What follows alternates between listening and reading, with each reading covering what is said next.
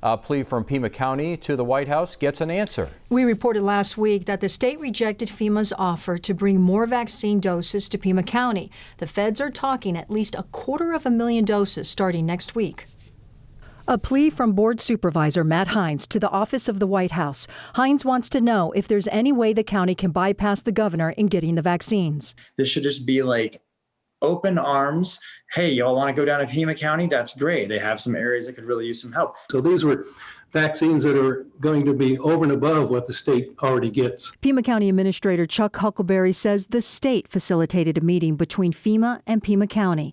The feds worked with health leaders, pinpointing 2 permanent federal-run sites in high-risk minority areas. That brings 6,000 additional vaccines per day, every day, for 6 weeks. But Health Director Dr. Kara Christ told us Friday the state rejected FEMA's offer. So at this time, the state has declined getting a FEMA federally operated site in the state. That final decision stunned Huckleberry and Hines. We're a little lost to try and understand what's going on.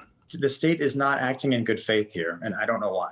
Dr. Christ explained to us her reasons why. She had heard of issues surrounding other federally operated sites in Arizona and this. We have been doing a great job at our sites, and they still needed us to be able to staff it, to provide the resources for it, only we did not have the medical oversight or the managerial oversight of these sites. We really don't need their resources. We have all the resources available here.